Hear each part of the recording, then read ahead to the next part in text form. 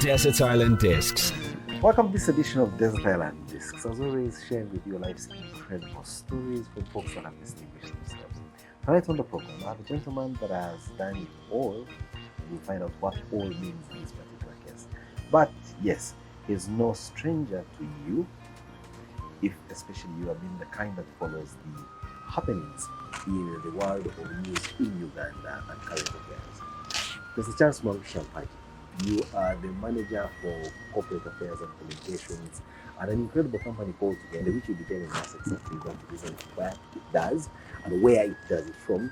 But for the longest time, we've known you as a proficient media practitioner. In fact, most recently, you had a go at, you had an attempt going into the other space, which did not come off very successfully. But I believe for you, that was one of the first steps onto a journey of 1,000 kilometers. Welcome to the program, Charles. Thank you, Simon. I'm excited to be on Desert Island Discs. It's one of those programs that I've listened to from the time I was very young, and trying to understand what it means to be on a desert island. Get marooned there. Yes, get marooned. But also don't create the impression that I am an extremely old person. And just for the record, I've not been doing this program since it started 25 years ago. I've only done it for now close to 10 years. Absolutely. But yes, I am glad that, clearly from your upbringing, you're a guy that was always following up on current affairs. And so we're not surprised you turned out to be Yeah, I did. Tell us about yourself and what you're doing currently. I mean, we know you to be a political commentator in almost as various platforms as there can be. But yes, you're also doing some off-the-media work with Uganda. Maybe switch to wrap it up for us. My primary job since March 2021 has been the work that I do for a company, like you said, an incredible company called Tugende. I work as manager corporate affairs and communication, and this is a financing company with a Tier 4 license from the Uganda Microfinance Regulatory Authority. We also have a license with the Ministry of Trade. So we have a part of our business, or the bulk of our business, is about providing financing for income generating assets. Income generating assets. So but the bulk of our clients or customers are guys who are trying to make a living out of providing you transportation services, either as a person or for your goods. The ones people call border. They're the bulk of the people we finance. They're the ones we started with about 9 years ago in 2012, and we have grown with them. But we have since tried to expand our portfolio, providing financing, for example, for people who work on the lake. Very few people think about them. Those guys own a wooden boat, but how it gets to move... And an autoboat engine, I believe. Now, the engine, they rent it from someone else. Oh. Yes. Majority of them rent the engine from someone else. And even like the border guys, traditionally, and the bulk of the people out there doing border work, it is Simon who buys a motorcycle, gives it to Charles to ride, and pays you. Yes. So and where... Charles pays me as the owner of the bike. Pardon? And Charles pays me as the owner of the bike. You as the owner of the bike, yes. So I am renting the bike from you. True. If I'm able to save off enough to take care of my family, I am good to go. If I'm not able to save off enough to take care of my obligations, I'll meet my obligation to you and almost work for nothing. So that is the part that the founder of the company, a gentleman called Michael Wilkerson, sought to close. He came into the country in 2006 as an intern at the Monitor, which I'm sure you're familiar with. Okay. And then, of course, like almost everybody who comes into this town, you get fascinated by border. You get fascinated by borders. When you dig deep and peel over the layers of the onion, you realize it's a complicated beast with a number of its own intricacies, and we're glad that he thought he could make his contribution by then financing folks to own their border. You know, the incredible part is, as much as irritating, menacing the border might be, it is still the vehicle that gets us through the maze that is Kampala's traffic quickly. And it is still the same. In Uganda, there is a term or a phrase they call Kajiko Nantabula. if there is anything that has exacerbated the traffic mess in this town, it's the border guys. But we're not here for an argument on the pros and cons. We're here to listen to your life story. Can I defend that a little bit? No. That when you invite me to the other programs which you host, I will come and you give it to me. Now here I am going to give it to you and put it to you to tell us your own life story. Now we've known what you do, where you do it. Let me just say something more about what I do. Since September last year, I also took up a challenge I thought I'd retired from and walked back into the media.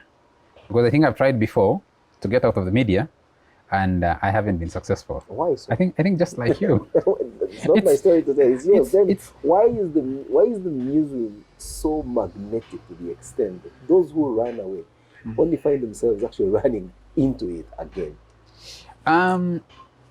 You don't do media work as a job. Anybody who has tried to do media work as a job has not succeeded. You do it as a work. It grows into some kind of passion. It becomes some kind of marriage where there is no divorce. Divorce is difficult when you're working with the media. It takes quite a lot for you to be able to break that tie. Because I think at some stage, you feel like you're making a contribution to the country. You're making a contribution to society that has a public service provider. Yes, that has no value. Even if you charge it how much, you feel like I have to do this because it affects me.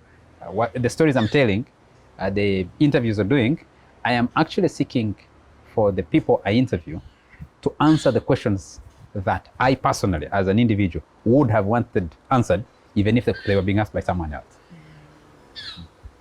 And so you found yourself back into the media, away from where you were working. And how is the challenge going so far?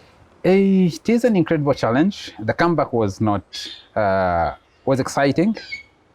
I was reluctant, but I had people who had faith in me, who believed in me, saying, no, Charles, this is actually where you belong, so come back. So I went back to hosting the Frontline, which is the flagship political talk show on NBS TV. And then they asked me and said, we need you to do another show close to what we're doing today, which is the NBS Face Off. So Frontline is on Thursday night at 10 p.m. and Face Off runs on Sunday evening at 6 o'clock. So I found myself back with almost 2 feet in the media. The only difference is that I work there in the night and on a weekend, and then dedicate the rest of the time to my primary job at Tugende. Isn't that the proverbial story of the nomad and their camel? Where it started off with saying, at least let me have my nose in your tent, it's so cold out here. Okay, let me just put in my entire head. No, I think it's so cold, I can just allow me have my shoulders in there. And before the nomad knew it, the camel was inside his tent. But there was only a room for one of them, not both of them. So, why do I have a feeling journalism is slowly creeping back into you and could possibly kick you out from the other side of journalism, which is communication and corporate affairs? No, incredibly, I've been at this job for some time. I have put more than 20 years of my working life into journalism.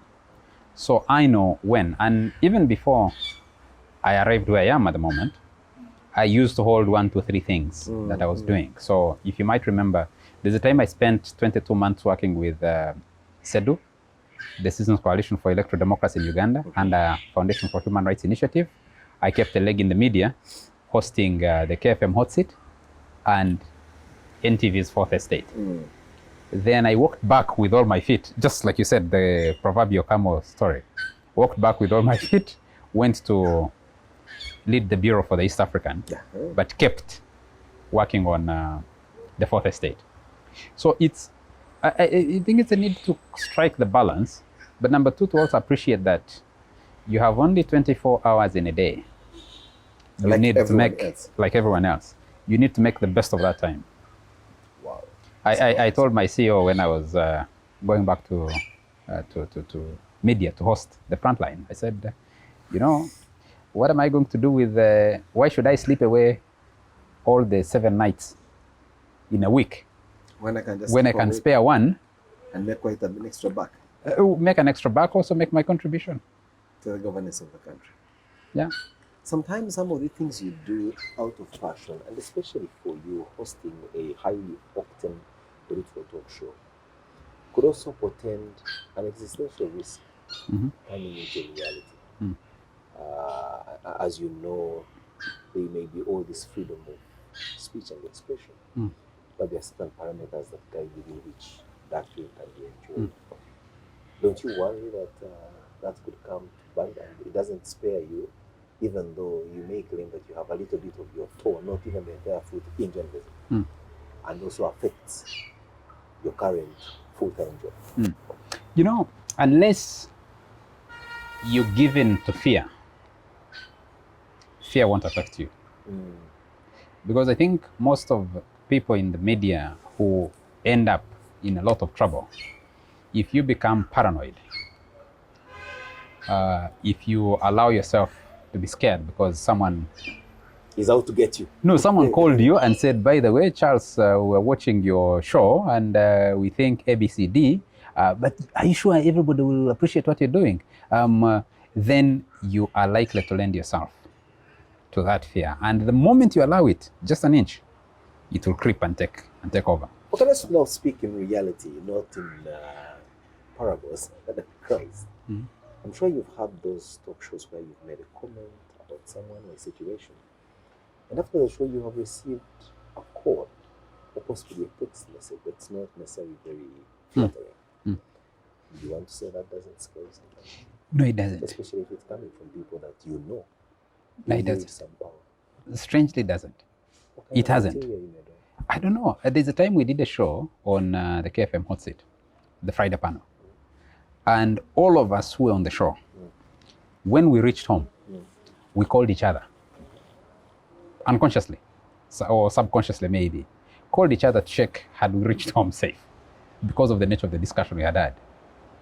Then there's a time I received a phone call from someone I didn't know, a strange number, who said, Charles, you know, we follow what you do. It's a good thing that you do it very well, but you know, as you move, you need to be able to look through your rear view mirror. As you move, don't establish routines. Don't establish one restaurant at which you have your meals every day or where you go for a coffee or something. You need to be able to vary those so that someone is not able to.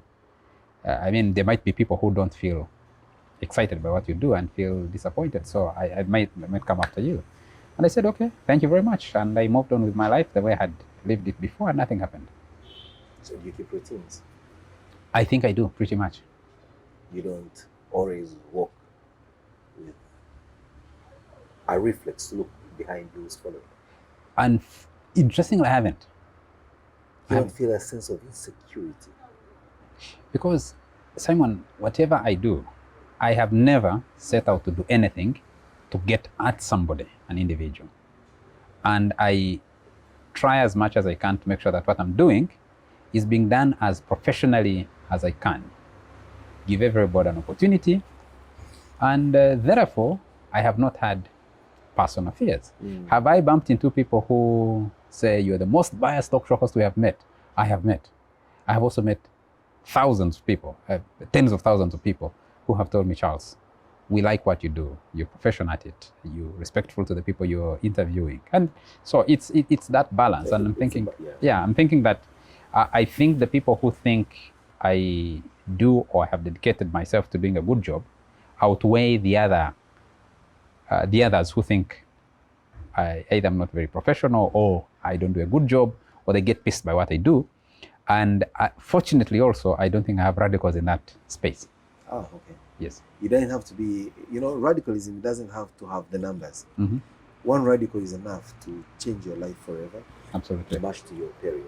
But with that as it says, and as we conclude on the subject of the perils of your job and maybe the perks that come with it, so it's the perks and perils of your job, it also brings the element of name and face recognition.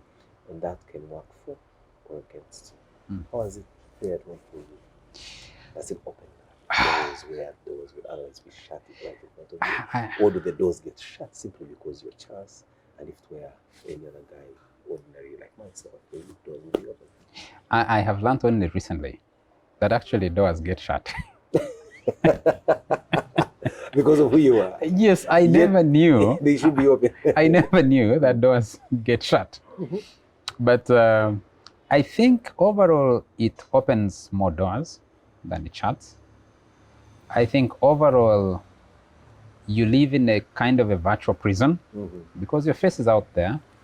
You jump into a taxi and you receive a phone call from Simon.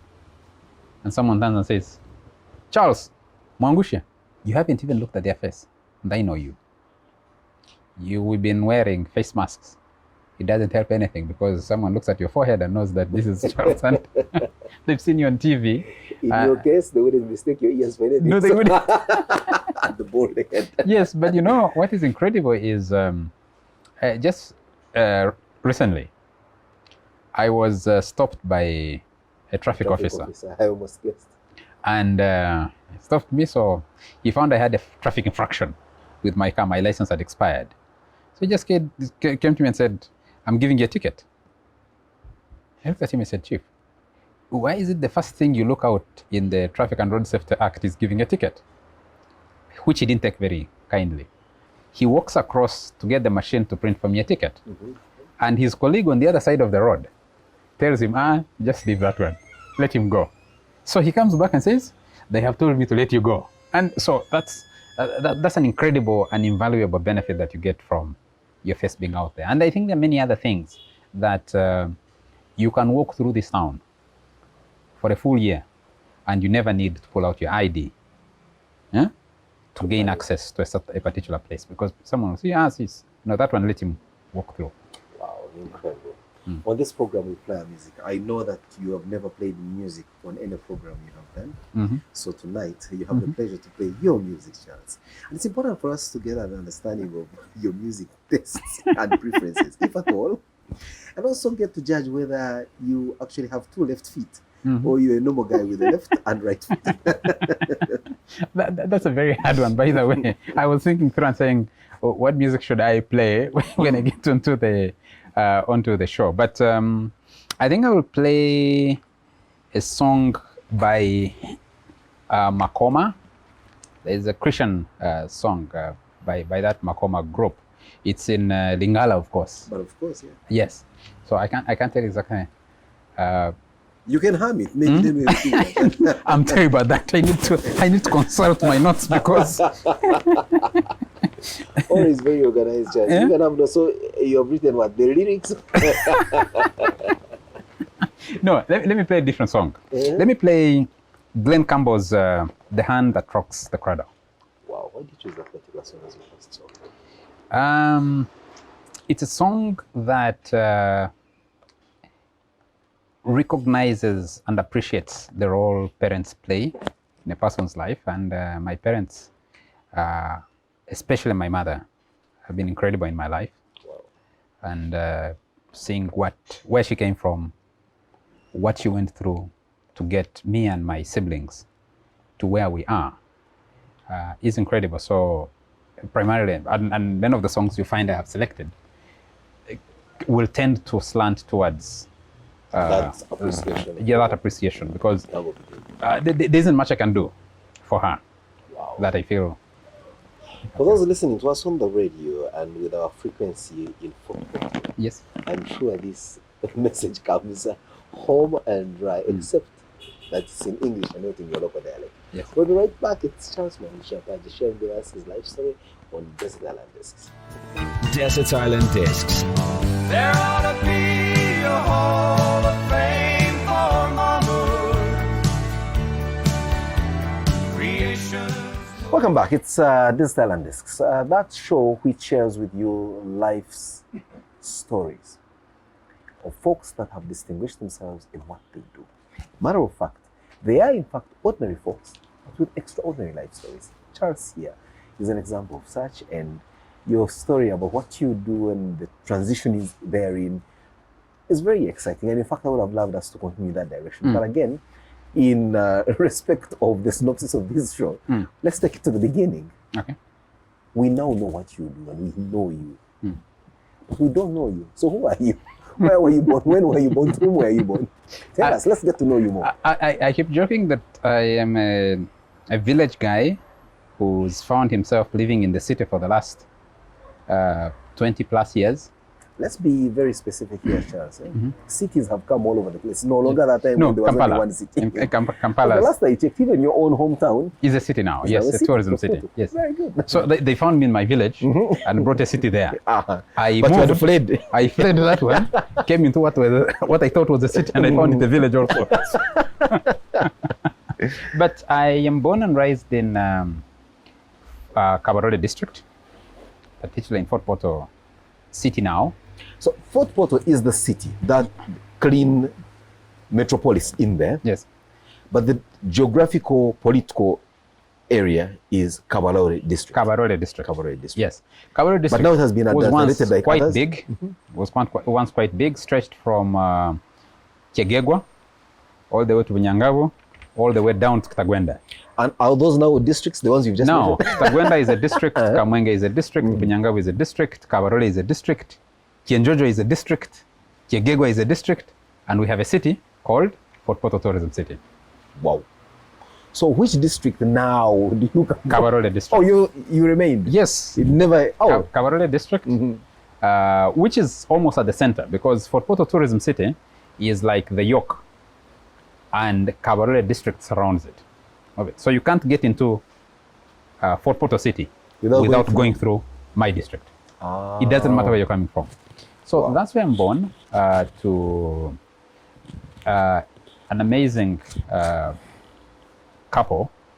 One of them has since departed. Oh dear. My father passed on when I was 12 years old.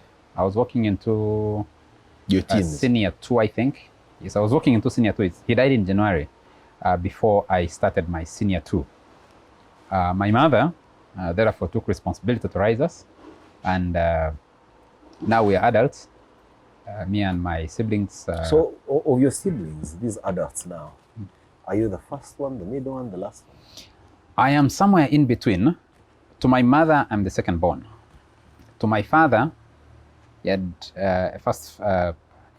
his initial children were all older than me. One of them has since passed on, so they are about 4 or 5 ahead of me. And then below me, On your mother's side? on my mother's side, is another, both on my father's side, we have another about 4 siblings.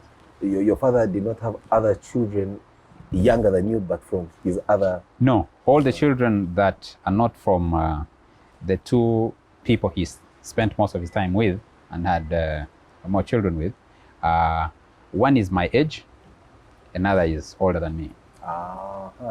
So let's go down to that domestic setting, as it were.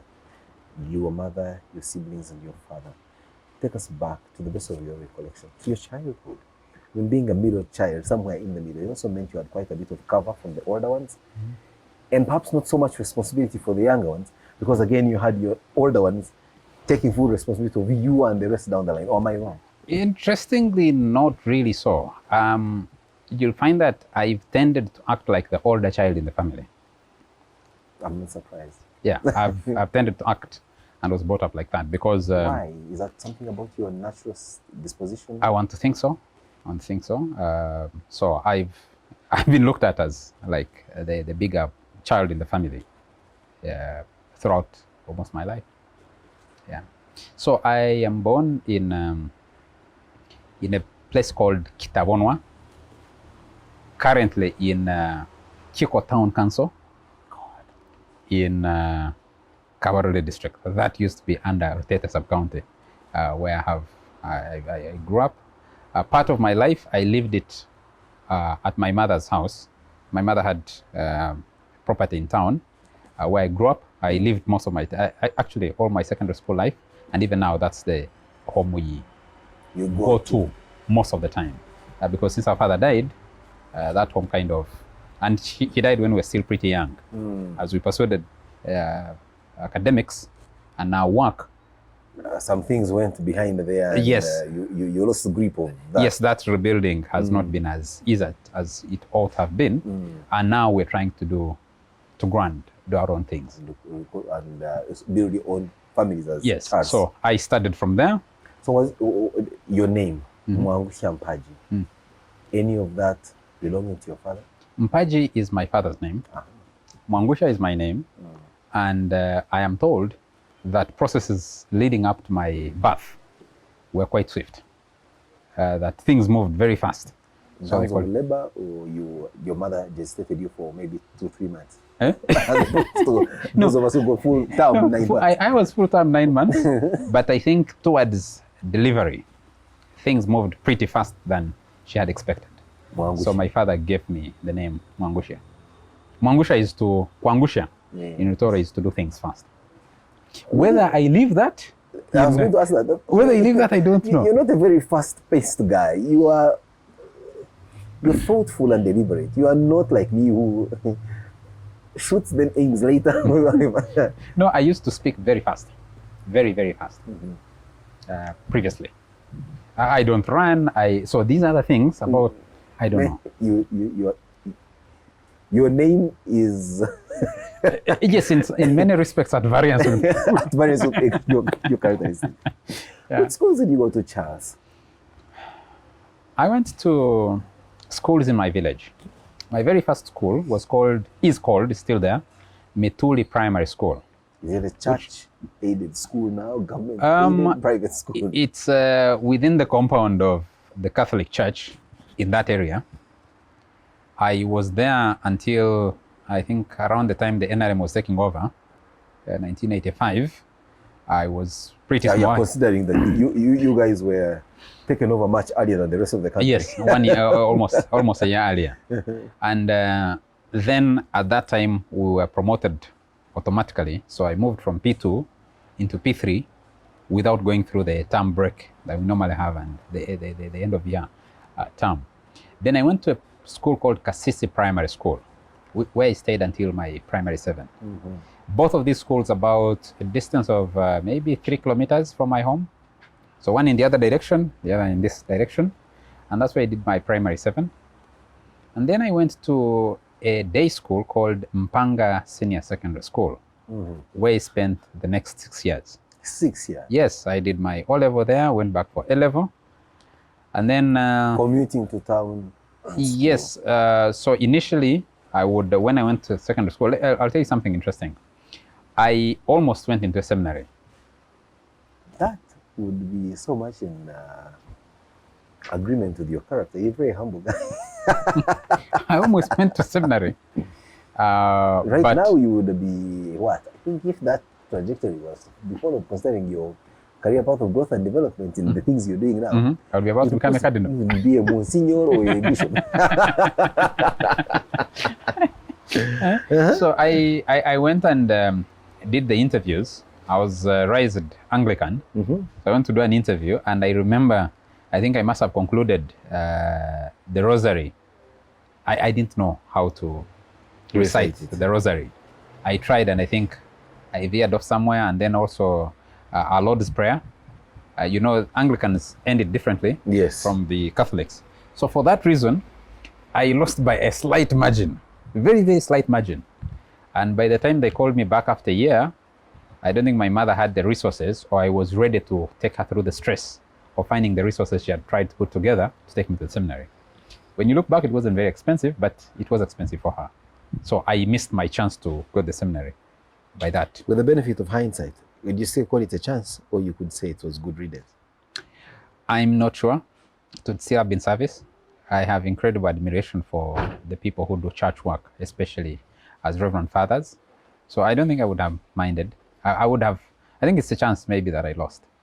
What I wasn't sure then was whether I was going to study from there and become a priest. Why I wanted to go to the seminary, largely, and why my mother wanted me to go to the seminary was not to make me a priest, but to give me a better education. And the discipline that comes with it. That seminary provided, and still provides, very good education. And discipline. Yes, and discipline. I wasn't indisciplined anyway. I was going to ask, did your parents have an issue with you growing up as an indisciplined child? You never went through the vagaries of adolescence and puberty? Never. Why so, Charles? Was it something about your grounding as an individual internally, intrinsically, or it was for the fear of the Lord And yes, the fear of chibokos from our parents was perhaps even more. My parents never beat me or us for the purpose of disciplining us.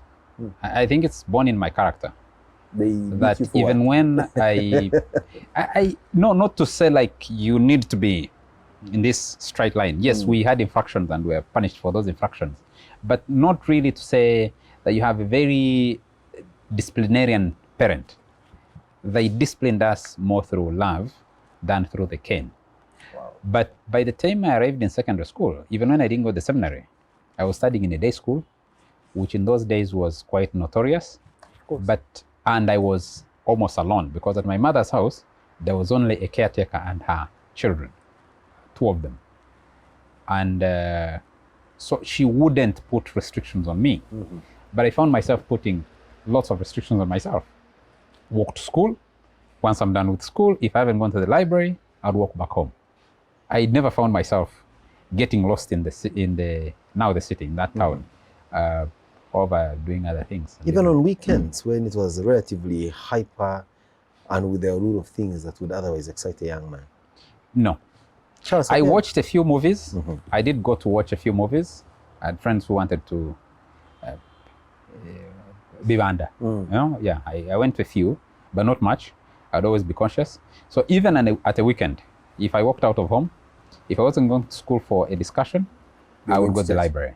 No, I'm not very, I don't go to the church that much, to church that much. Why are you saying that in whispers, Charles? Are you No, embarrassed by because it? I don't know. I'm not this. Yeah, you said humble, but in terms of going to church, no. Throughout my life. Church will come here. But Yeah, when church happens on a Sunday, when I can go to church, I'll go to church. When I can't go to church, no problem. now you do it more often for political reasons, to talk to the congregation. Let's talk the congregation. No, that was only when I ran for politics, not long ago. So I was telling you about my journey, my education journey. Then after senior 6, I didn't have enough to come straight to Makerere. What did you have enough of? The resources or the marks? The marks.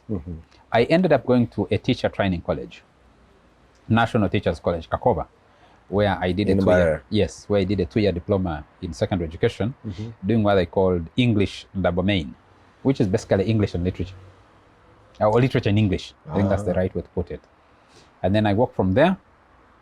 I have never held a job as a teacher, apart from what I did as school practice. Yeah, a little bit of teaching. That wasn't my main job because I joined journalism at the time, working with Voice of Toro. You're taking us so very fast, as they say in Uganda lately, you're Twala speed. Let's first play. I told you my name is Mwanguhya, so. When we come out of that, then we can now see how you deliberately go to study a course in education, and deliberately choose never to practice your vocation, and end up in journalism and everything in between. Try to be a second song. When I was still in senior 6, towards exams, part of the reason I performed poorly was that a radio station opened in our town. Prides itself for being the first FM radio station to open in this country, called Voice of Toro. And for the first few weeks, its reporters would bring their stories to me. I would write them for them, and then they would take them to the station, and those would pass. Okay. So when and there were about 6 people, by the way, all of them. So I would be in the library, and then someone says, Charles, come help me. So I sit and write. They tell me the story from their notes. I write it, they take it, and that runs. When they write for themselves, it doesn't run. Then they come back to me. So after doing that for about, I think, a couple of weeks, maybe 3 or a month, I figured, I said, why can't I do this for myself if I'm doing it for other people? So I walk into the newsroom, I think in my school uniform. You know, I'm not built big, I'm small. So I walk in and I tell the manager that I want a job of a news anchor. The manager looks at me, I think from head to toe, and then looks at me again and says, this boy, what does he think he is? And tells me, well, I don't have a job for a news anchor. And I walk out. I didn't say an extra word. I waited for him for quite a bit of time in the night, and I just walked out. About 2 weeks later, one of these guys comes to me and says, but the manager was looking for you. because the apparently asked and said, there was a boy who came here, he looked like a student. Why did he disappear too? So I walked back to see him. And on my way, I passed by a police post. You know, the benefits of writing stories for these guys meant they bought me lunch. No, okay. At the hotel. So we're coming from lunch. I see some commotion at a police post. I walk in, check what's happening. I ask them a few questions.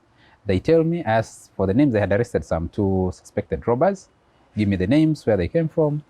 I go with that in my notebook. I arrive at the station. As I'm waiting to see him, You write the story. I ask for a piece of paper and I write out what I thought was the story. So I go and say, yeah, sir, I'm told you're looking for me. He says, no, I'm not looking for you because you wanted to be a news anchor. I don't have a job for a news anchor. I said, so why were you looking for me?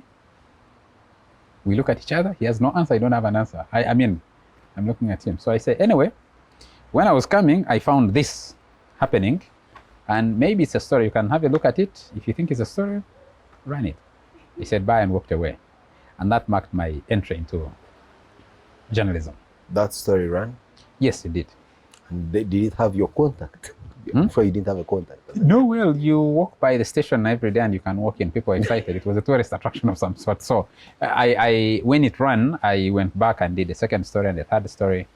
Unfortunately, they would run, and then ADF happened. We started reporting about ADF.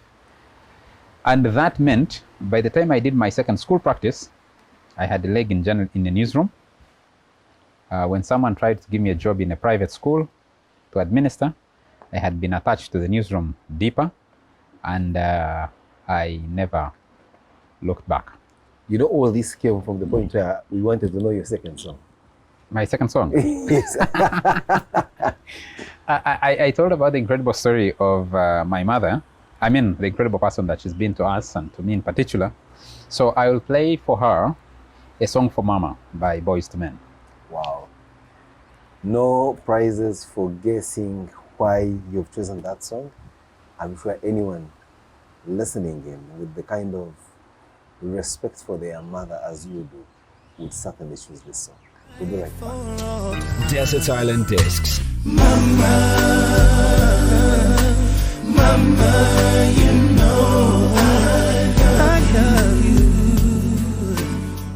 Welcome back. It's Desert Island Discs, and we are still having our conversation with Mr. Charles Mpagi, a journalist in very interesting ways, and the story of how you got into journalism is as interesting as your practice of journalism itself. So you, in secondary school uniform, walk into a newsroom, present your credentials, and like they say, the rest is now history. Yeah. So you then become a reporter. Mm-hmm. And you're writing these stories, and you are now going to the field, and there's an insurgency in your part of the country, ADF. You're going in there without a fear of what would happen to you as a reporter, covering war? Incredibly, I covered the ADF, and many of the incidents that I covered, we would arrive riding on a motorcycle most of the time, and would find people fleeing, coming this way. But you're going that.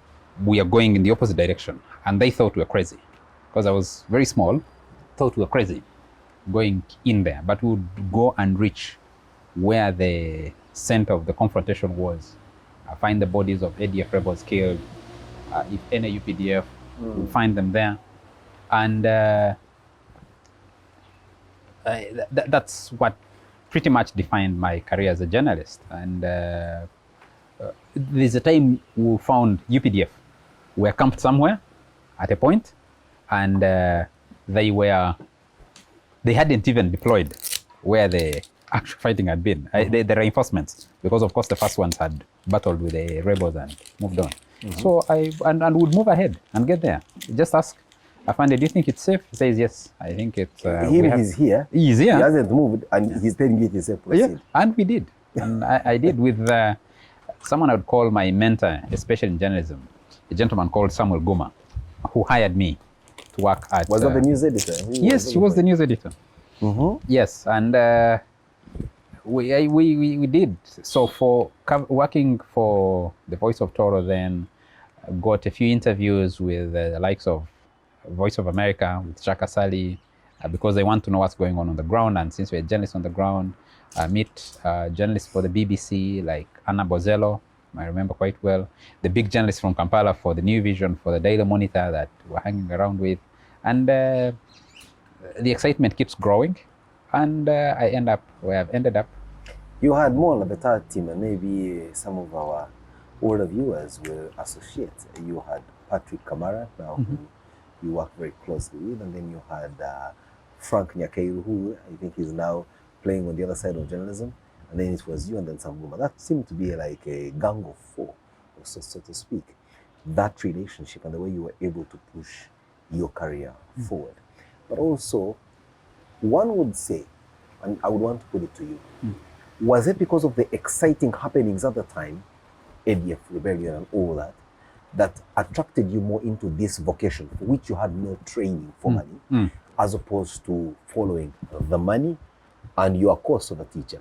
But as you were making that decision of where to gravitate, what was your mother thinking?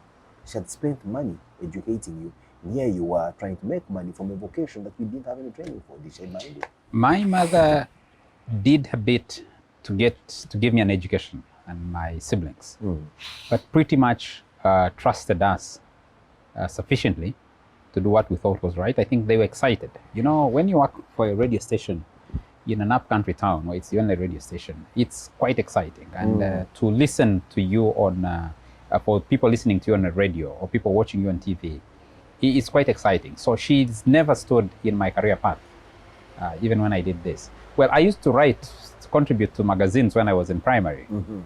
I contributed to the Wildlife Education, Wildlife Club magazine. I ran a school newspaper, which would pin write by hand and pin on the notes board. Yeah. Yes, we did. I had done that already. So there was no question of where my life would drift to. Even when I think I would have made a pretty good teacher.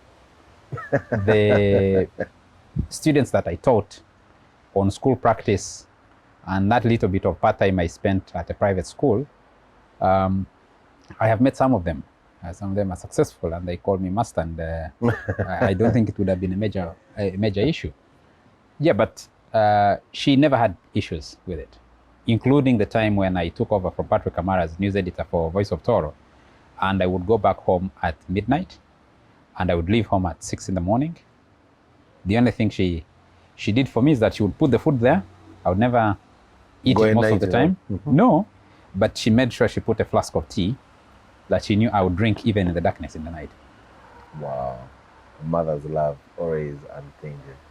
But yes, I did ask you on what made your gravitation towards journalism quicker than it possibly was, if at all. Was it the rule of what was happening at the time, the activity, or you just fell in love with the profession? I fell in love with the profession, I think, more than anything else, not even the money. Most of the time the money wasn't there. We're earning 2,000 shillings per story. Well, you could have been doing 20 of those in a day. No, not really, no. You're never able to make enough. But the moment you feel that what you're doing is impacting other people, bring them the stories that they need to hear. And it was that excitement that carried me on. So I never looked back. Charles, then you moved from the small precinct that Toro is and the coverage radius of Voice of Toro and came to the big city. What was the attraction? What was the impetus? Before I come to the big city, I am studying in Mbarara and Radio West opens. Oh. Yes. And one day, one of our colleagues, at Mbarara, at National Teachers College, Kakova, I had been elected Minister for Internal Affairs. So one of our colleagues on the GRC cabinet, her parents are involved in an accident. The mother dies. The uncle also died later, who was the father figure. And then we go to check out on them. And what happens? When we meet in Mbarara City now with another colleague, they said, but there's a radio there. Can't you go and see what is happening there? So we go to check. When we were there, they asked, can we help you? What can we do for you? So I'm thinking quickly to say, how do I justify my coming here? I don't have a story. I don't have an announcement. I don't have anybody to see. So I asked to meet the news editor. And I meet the news editor. The news editor says, you didn't? I said, no, I put in an application, which I actually had done. Put in an application before you started, and you never got back to me. He said, no, but we've been on air, we recruited people. So you were late. He says, but anyway, let me not spoil your chances. You speak to the general manager. So I speak to the general manager and present myself. And within a flash of a moment, I am in the studio being voice tested as a news anchor. And before I walk out, I'm given a job as a news anchor for Rutoro News on Radio West. And my colleague was outside asking me, what's going on? What's going on? Yeah. And me, I already had done an interview and was given a job. Are you as proficient in Rutoro as you are in English? Very proficient. Very. So you can write it Yes. and read it. Yes. So you start off Rutoro News Yes. on Radio West. Yes. And the only reason I stopped, I only did it for 2 weeks. The two reasons that I stopped doing it was, one, they paid very little. It wasn't worth me moving from Kakoma. college to the station and going back. And then I would miss lunch. So it became unattractive for that reason. But the bigger reason was it was such a new thing. So there was a lot of excitement. I would find messages from all over the Ankole sub-region of people who were following the show, but also on campus. I was becoming Too popular. too famous on campus Too famous, yeah. that I wasn't ready for at the time. Even when I'd been elected as a leader. I didn't like the attention that gave me at the time, so I walked back. But Charles, I mean, are you that shy that attention such as that for a young man, that's what people crave for? You see them crying for attention on social media, posting their pictures to the extent that some of them are even willing to post their pictures nude. Why? Because they're looking for likes, they're looking for fame, and that maybe comes with fortune. You had an opportunity for fame in a nice way where you are dressed, and you shunned it? Yes, I did. I did. You've known me for many years. That's why I've been. That's why I am. You're an incredible guy. Yeah. So you then conclude your course, but Go back to VAT briefly.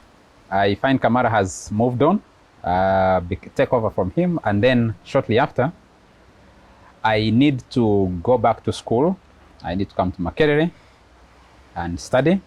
So this time you said, now from the college, I needed to go and do a degree. yes, I wanted to do a degree because that was the initial target. I didn't get it initially. Then I come to Kampala. Fortunately, the gentleman who had recruited me at Voice of Toro has moved on and is working in Kampala at Monitor FM. So he keeps telling me, you have refused to come. You have refused to come, because both Patrick Kamara and Frank Nyakairu had already Joined him. So I also move and The gang come of and four, join. as Yes, you. yes, we recreate our gang. Yes. And then when I'm still at Monitor FM, I am able to go back to Makerere. To go to Makerere, not to go back. I'm able to go back to school, but as a student at Makerere University. Part-timing as a student, moonlighting as a journalist, and then surviving in a city that you were not raised in. Take us to the underbelly of your existence at that time. It was tough. It was really tough. The money, like the journalism money, wasn't enough ever. When has it ever been anyway? No, it was pretty little. It was pretty little. It was pretty little. But you know, there's that. For the record, I mean, I worked with you at that time, so Yes. I know So it's you know pretty little. Yes. So, but the adrenaline, the excitement, the feeling that you're doing something, kept me going. And also that, unlike many people of my age at the time, I am earning something for myself. So I'm able to pay my own tuition, even when it's not adequate, but I'm also able to support my siblings, get an education, and I'm saying some token money to mommy. in a way, largely relieve her of the stress of thinking Charles is there struggling, he's alone. So you're able, if you have the anchor of working, even when you don't have the money, you can hide behind it to explain away your challenges to a person who cares for you. So you're telling them that I am okay, because you know the month will end, I'll earn something, and I'll be able to push on for the next.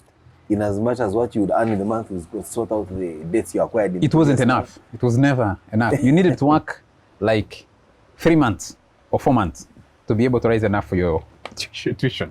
and then support your siblings and stuff, it required a little bit more.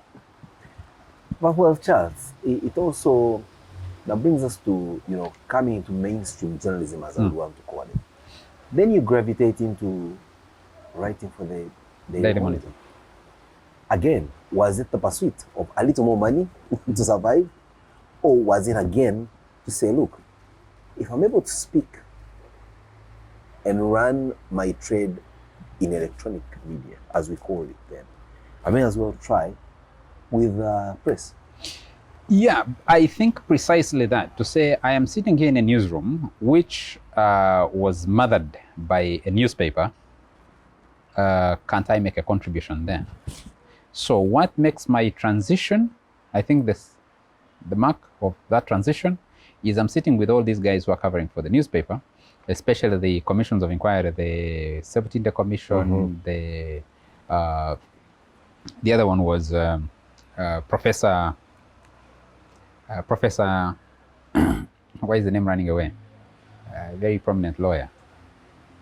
I'll remember the name in a moment. But what actually...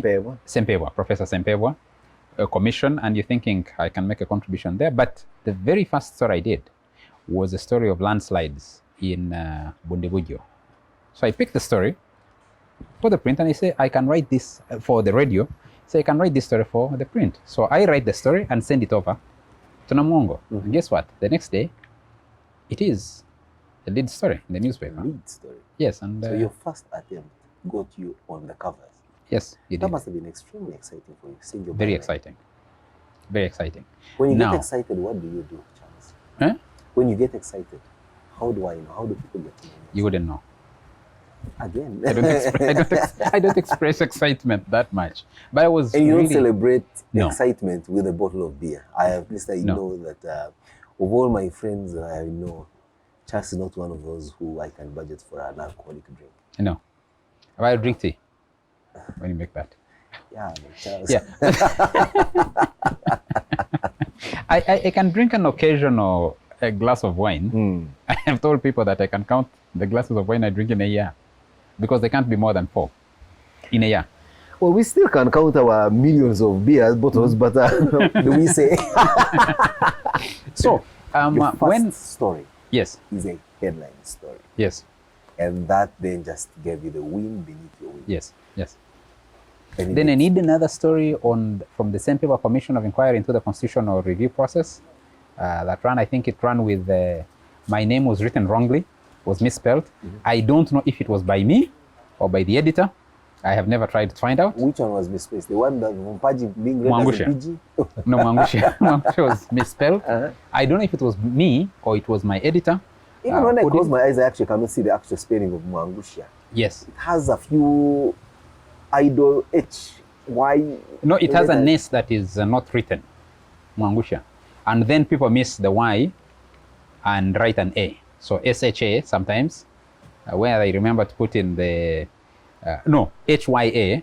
So some people either add an S before the H or they remove the Y and put an A. Now let's make sure for those who are watching us on YouTube, let's put the name properly written on the bottom of your screen so that you don't misspell his name. Yes. So when they misspelled your name, you said, now look at this. No, yes, look at these guys. But If you have my name wrong, what else do you have wrong in the story? I don't know. So that was, I think, my second story. And then after some time, there was a need for restructuring the radio section because it wasn't making money. And they looked out for people who could cross and get onto the payroll of the newspaper, which had more resources. And lucky for me, I was one of those. But I had already done a story on the second one. And so I don't think it was very difficult for the person who made the decision to move me over to the newspaper and then give my life to the newspaper. Wow. But I had that love for radio. So there's a story about how I went back to radio without leaving the newspaper. And that's how I also ended up in TV without leaving the other things that I was doing. But maybe also because you're working for a huge organization that had the different branches of the practice. We had hundreds of people who got stuck in radio alone. True. There are many who got stuck in the newspaper alone. There are those who have never left TV. the TV. I have had the opportunity to do the 3 at the same time as I was studying. Wow. That's an epic feat. On that note, let's play the next song, Charles. Wow, that's interesting. Why don't we play Wind Beneath My Wings by Betty Milder. Betty, actually. Pronounce it Betty. Who is the wind beneath your wings? There are many. Your There are many. There are many. I wouldn't point out one particular individual, but my mother, of course, is one of those. But as you move along, as you grow, you meet incredible people who may not directly, but they create the wind behind your wings, yes. and they make you fly. They provide you the shoulders on which you stand to see a little bit farther. And there are many. Your music choice is more, like I say, like I predicted, like I imagined, is about the thoughtfulness of punctuating your life with songs that come with meaning. But you know, lately, music is about the beat and the dance. Charles, do you ever dance? That you tell us? Let's listen to this song when we return from this. We'll be right back. It's This Island Discs. Desert Island Discs. Did you ever know that you're my hero? And everything Welcome back. It's Charles Mwanguhya Mpagi. Just chosen an interesting song, Wind Beneath My Wings. And just before the song played, I did ask you, Charles, on your choice of music. And then I asked very directly, do you ever dance? No, I don't dance. On my wedding day, I had a struggle to dance, and my best man was trying to get me drunk. He conspired. He thought he would get me drunk to get me dancing, and he failed because I wouldn't drink. He didn't know you that well, that you don't drink? He did, but he thought that I would make an exception and drop my guard. So you didn't dance at all even on your wedding? No, I tried, but I can only ask your dear wife, she possibly is lacking a few she nails. loves to because you dance. stepped on her bad dancing. I wouldn't. I wouldn't even try the bad dancing. But she loves dancing. I think I'm spoiling her by not letting her dance as much as she would want to. Please don't let her dance. You don't dance. I have told her, but now that we are talking about her, at what point do you meet her in your career path of growth and development? That, you know, in your work and all that, do you even have time to fall in love, to nurture the love, and get married and now have children?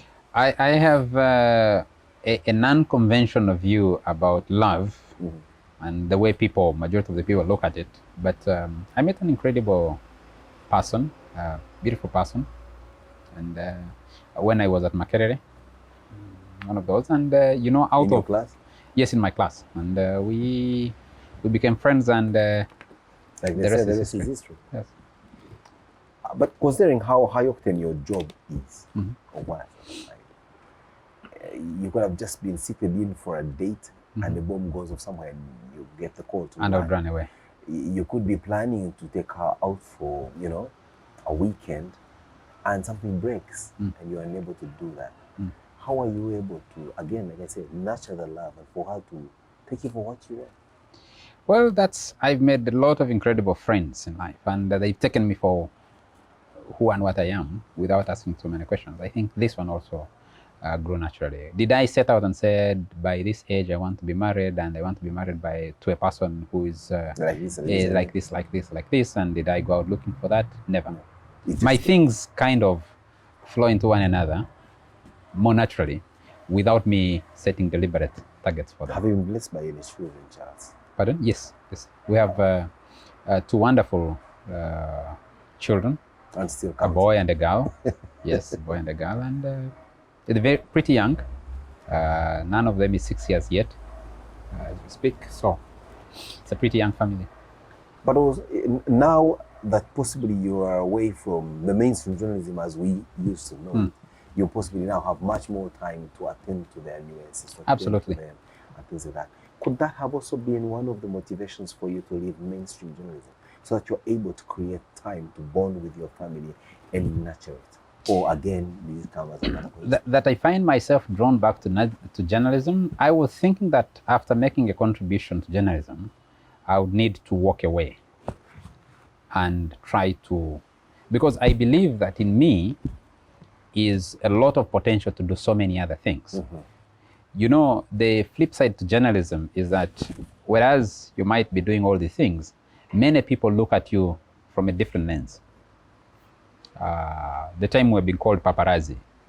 the time you've been called Orgambo. Yes, Orgambo, and people were throwing those comments. And then people thinking that the only thing you can do is journalism or be in a newsroom is something I think I was trying to walk away from. To say, look, I am capable of doing a lot much more than you try to define me with. Did you actually study journalism, Charles? No, I studied a Bachelor of Arts with communication and literature as my main subjects. So even I'm not. You didn't study journalism? No, I didn't. Like many of us, we didn't study journalism. And you're very right. People see you, and even when there are opportunities in areas which you actually trained in. Yeah, there's a very narrow scope within people try to box journalists. And which yet, I think I is think unfortunate. journalism, if you ask me, you are a master of all trades. Absolutely. As opposed to being a master of one trade. Absolutely. So you walk away from it and say, look, I'm able, now I'm told you, you even went to pursue a degree in law. Yes. Why, Charles? That I think I should have Okay, done. there you were looking for money. Let's agree. No. Charles, no. No. Not at all. Are we agreed in not having journalistic lies? Yes, yeah? I have not set out ever in my life. Everything I have done, I have never gone out to look for money. Do I need the money? Absolutely, I do. But you are I not need the it. kind that's going But to Yes. say that I'm going to chase this money, no matter what it takes, you know, Simon, that I know people who, if he has $1,000 here, and you tell him there's 200,000 Ugandan shillings, he will leave the $1,000 pursue that is out there. which is whatever each one of us should be doing, because we need the money. But if that was the case, I would have gone to every length to pursue opportunities that were seemed available to look for the money. You know, I was in that famous race for the job of Director of Communications at Parliament. But someone who's looking for the money, I think, would have gone and lobbied for the job, try to use your journalistic contacts, because you accumulate incredible contacts as a journalist. So if I wanted to look for money, I would try to leverage those contacts, but I don't. And I've been lucky because things have fallen my way, including this job. You called and said, can you do this? The other things that I've done moderation, chairing conferences and meetings. And people come to you and say, can you do this? And then you say, yeah, I'll do it. And then they say, how much are you going to charge? And then they say, but you have this budget. So the question I'll ask is, what's your budget?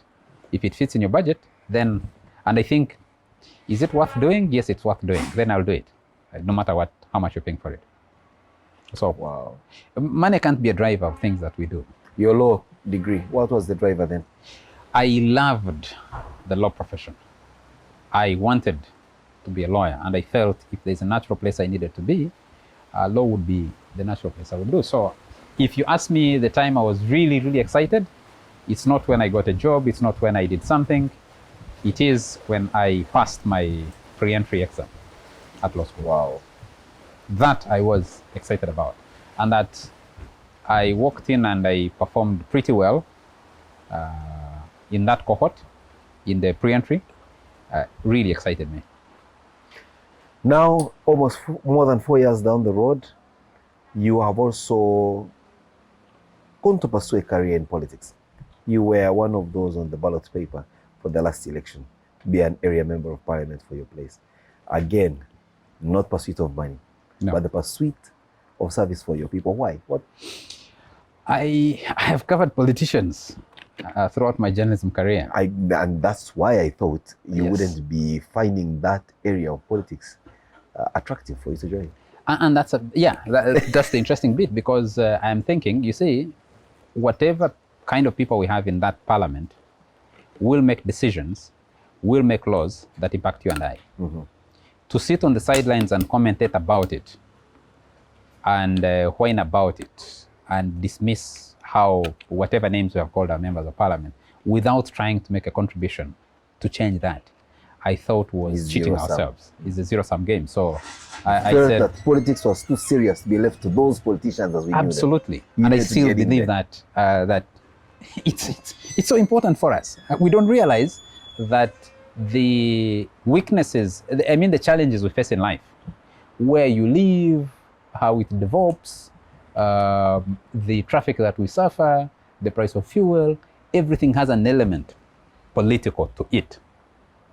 So we can spend all our lives either becoming corrupt or breaking our backs, trying to improve how much we earn to drive a better car so that we can navigate some of those challenges if we don't change where the decisions are made, where the money you and I contribute to the nation or we borrowed in our name is appropriated, is used. If we don't try to get there, we won't change anything. So you are throwing a challenge at me and the multitudes watching you who consider themselves serious people to not leave the politics for these unserious people. Politics is too important at every level for anybody who thinks they want a better country to ignore. Will not get it. You'll not get the quality education, you'll not get the ambulances if everybody you've sent into that parliament is only competing to buy a tin box called a car and brand it ambulance, instead of focusing on getting the government to which they appropriate resources to buy the ambulances and run them professionally. You won't. So, Charles, that challenge has been taken very seriously. I think now the people of Bujumbura should start worrying about me. Or no, the warming up. politicians in Bujumbura should worry about you.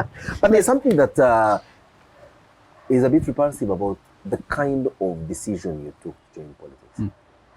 Charles, again, we're coming from a profession that I pay quite well.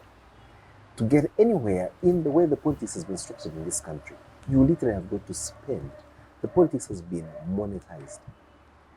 The electorate listen to you, they love your ideas, they love you as their son. But then when you speak to them, they're making only one sign to you. Oil our thoughts. That means money. Well, Charles, did you worry about that before you were in there? no, I Didn't refuse. Didn't it even sink you financially? It did, because I dug up every little saving I had. I got my family in without putting the money in a pool, but they had spent on my behalf, and my friends made contributions. You made a contribution. So my friends made a contribution. But one of the first things I told you at the beginning of this show that I don't give in to fear. You go. No. If something happened, where we're interviewing now, if we saw a snake there, some people would run. I wouldn't run necessarily. Wait a minute. No, I wouldn't. Be very sure. I wouldn't run. If we saw one, I don't think. Knowing how you speak, you will possibly were telling me that there's a snake right behind you. You have to be very sure. I wouldn't run. So the thing about money and politics did not deter me. The thing about you must belong to a particular political shed to drive your politics, you need a vehicle, did not deter me. And I didn't think those were the key things that we needed or we need to take into our politics. One is you need to take in your ideas and your energy and say, I am here, and this is what I told voters. I am here, we are 7 of us in this race. I'm not saying you must vote for me. No. Look through the 7. If you convince me that there's another person who has better ideas than I do, who you think can be honest than I am, then let's send that person. If they're going to come back to us, I'm going to sit in that parliament and serve us. But if you think I'm the better person, give me your vote. And without putting in the money that people put in these elections, I was able to move from an unknown to position number 2, that election. I did not guard my election as I should have. So I don't know how many were inflated, how many were removed from me. And without putting in all the money, and I scored a comfortable number of votes that I think possibly half the members of parliament in this house didn't get. Where do we see Charles Mwanguhya Mpagi in the next 5 years? In that parliament? I don't Are you know. going to offer yourself again? I don't know yet. I have incredible people who supported my bid without me paying them, who keep asking me, who keep reaching out to me, and I have an obligation to them, I think. But the decision on whether I will seek to make my contribution by running again, there's still some time to think through that. I will. Like you said, I need to come out of the deep hole I was, get back on the surface again, begin moving. And the dig to go back. Yeah? Yes, And and the dig. no, way also whether you need to dig to go back or not, because You must. I'm, what? Like you said, politics is too serious to be left to Absolutely. politicians. Absolutely. Charles, as we conclude our conversation today, and clearly your life story is an interesting one. When you choose a path, you take it, and you do not care what risks portend on your journey. That's a good disposition. What, even though you're not... You know, I had to resign my job to go and run for politics. Exactly. So I didn't have a job. I wasn't earning for some months. You lost the election, had lost your job, but gladly you're back on your feet. I'm alive, yes. And I'm doing well. I'm okay.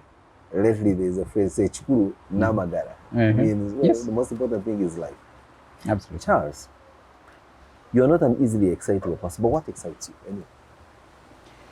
What gets you a good laugh? A good laugh. You can find me laughing with myself. I can laugh when a good joke is cracked. But what gives me a good laugh? Incredible that I have to think about it. There's possibly nothing.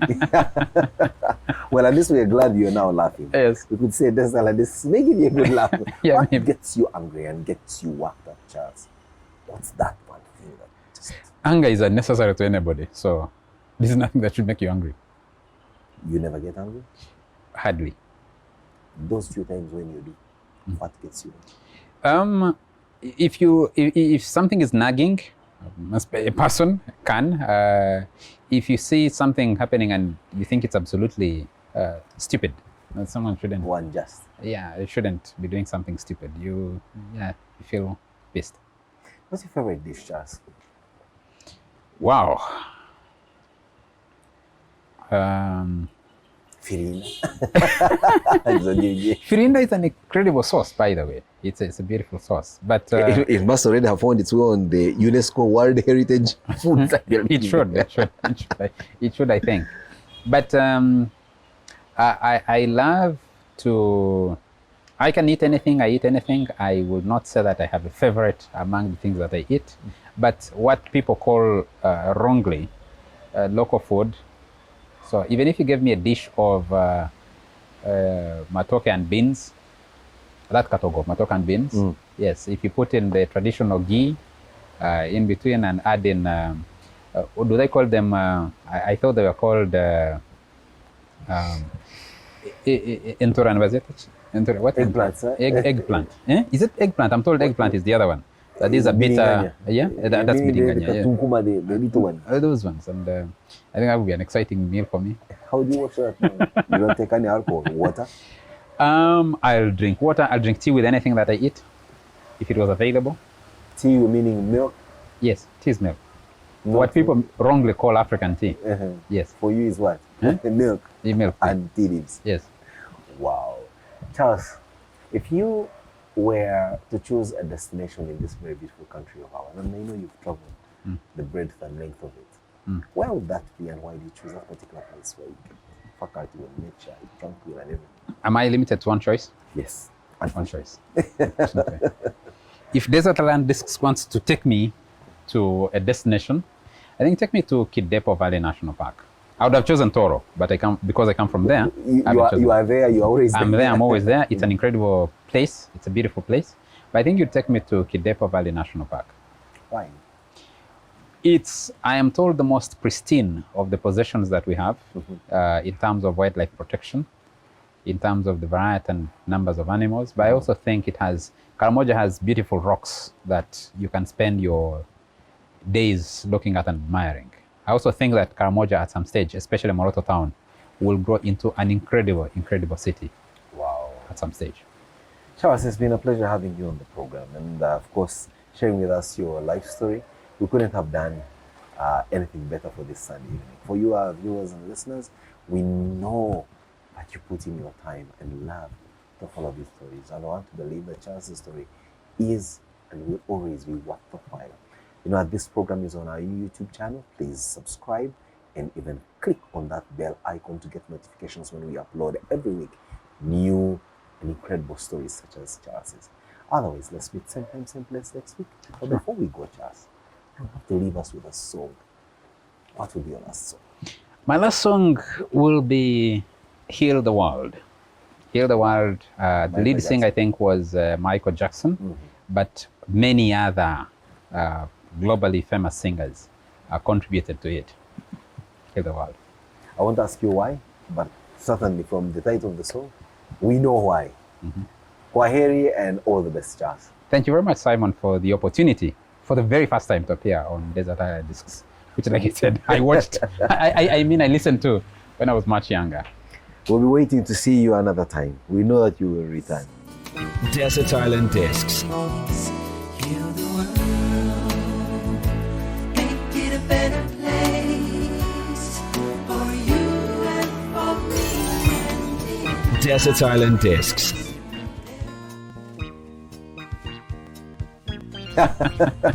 Well, at least we are glad you're now laughing. Yes. We could say Desert Island Discs. Make it a good laugh. Yeah, What maybe. gets you angry and gets you worked up, Charles? What's that one thing that just Anger is unnecessary to anybody, so this is nothing that should make you angry. you never get angry? Hardly. Those few times when you do, what gets you? If something is nagging, Desert Island Discs.